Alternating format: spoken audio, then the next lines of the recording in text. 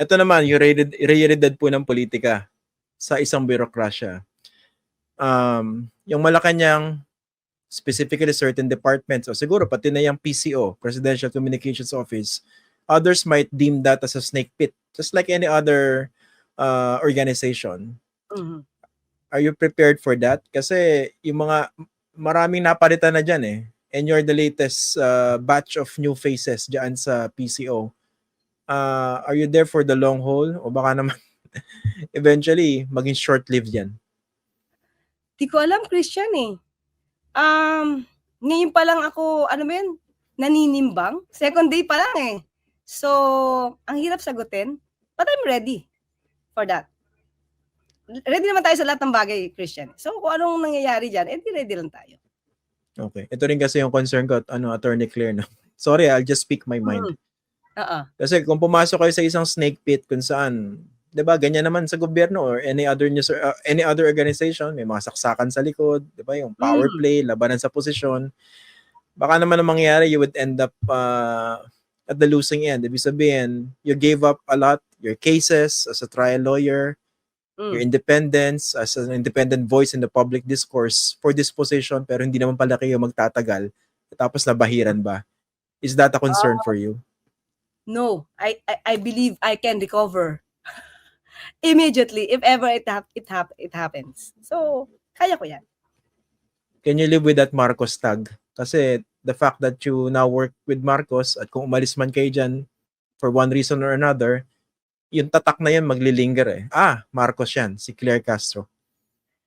Yes, since I accepted the position, I am ready for that. I am for Marcos for the truth. Dapat may ganun, Kulatilla. Marcos for the truth. Yan. Okay. Yan. Dapat ganun, Christian. Marcos for the truth. Ayan. Binoto nyo ba si BBM noong 2022? Hindi. Okay. Pero you like him now? No. Ito explain ko lang Baka ma-quote ako, ma-misquote ako. Okay. I did not vote for him, but after he won, even in my radio program, Christian, sa Usapang Batas, lagi ko sinasabi sa mga tao, he was already elected. He's the president. We should support the government. We should support the president. Ganun lang, kasi gobyerno to eh. So kung kailangan i-criticize, makikita mo yan sa akin, madidinig mo yan sa aking kung sa radio program, lagi ko nasasabi pag itong pinag-usapan. Sabi ko, we can criticize constructively, but not to the point of parang you will sow fear, create fear, para magkaroon ng destabilization. Hindi tayo lalago niya, hindi tayo uunlad. So we just have to support the government. Yun lagi ko sinasabi. Pag-usapan naman natin yung timing ng pagkakatalaga po sa inyo, no? Kasi when I was watching your opening press conference, sabi ko, boom! Lakas ang dating, Ano yan parang yan yung Claire Castro na kilala namin at yun yung Claire Castro na nakita namin diyan sa Malacanang press briefing room. Part of me was thinking, baka naman kinuha kayo dahil Malacanang or the president in particular needed someone like you. Yung talagang umuopensa, hindi lang depensa, and willing to take on the Duterte trolls, the Duterte adherents, the Duterte enablers, and the Duterte himself. Hindi ba yun ang reason? Sa totoo, Christian, the first time na nagkita ka ni PBBM, hindi namin pinag-usapan yung trolls eh. Ang sabi lang namin, dapat maging malinaw, mawala yung fake news. Pero para against the troll, hindi namin napag-usapan yung even the word troll. Nagkataon lang siguro, Christian, yung oath-taking, pinakilala lang kami.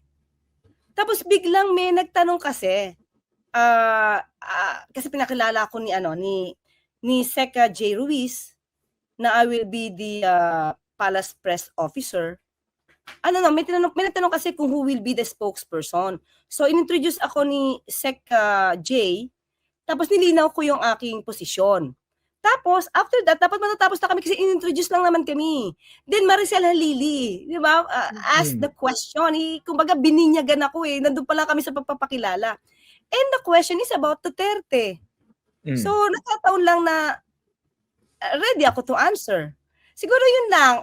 Kasi kung hindi naman sinagot yun, Christian, kung hindi naman tinanong yun, wala naman siguro sila makikitang parang battle mode ang dating ni Attorney Claire. Hindi eh. Nagkataon lang siguro na yun yung tinanong.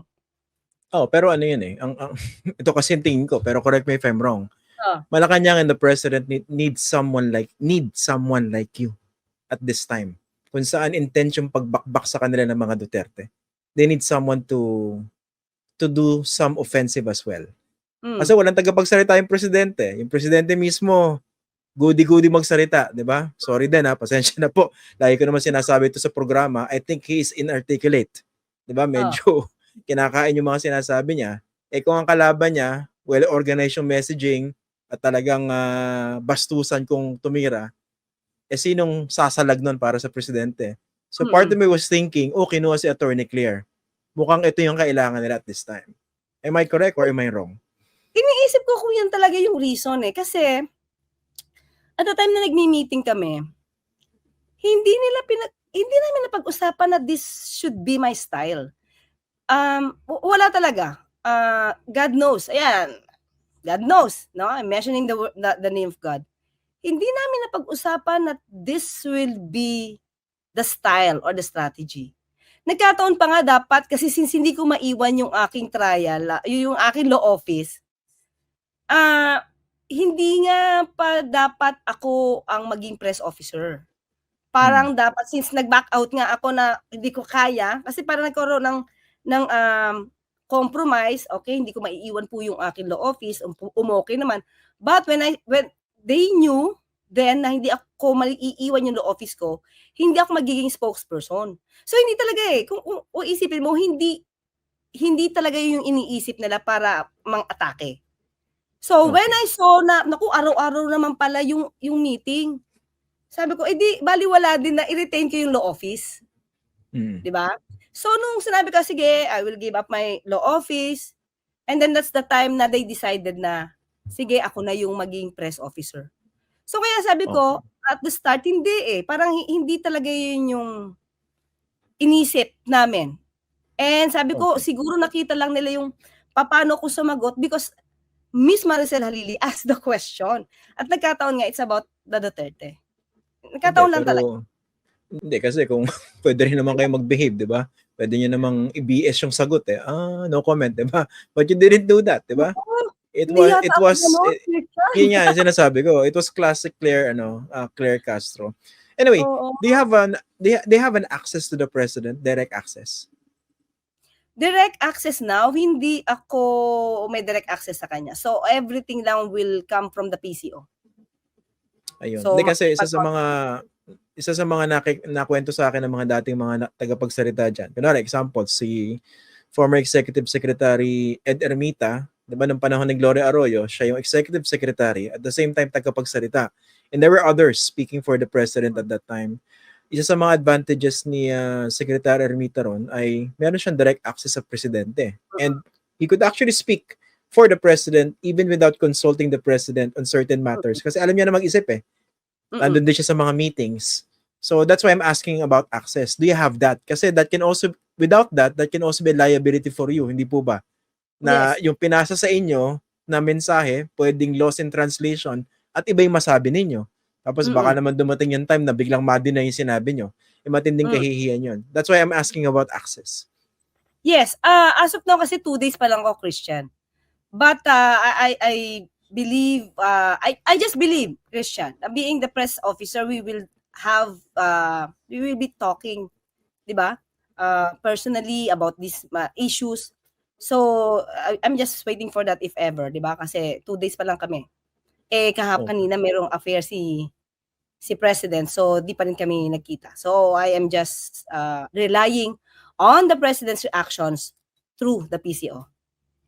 Mukhang dapat may access kayo. Sorry po sa isang atribidong suggestion, pero tingin ko po kailangan yun. Direct access sa presidente.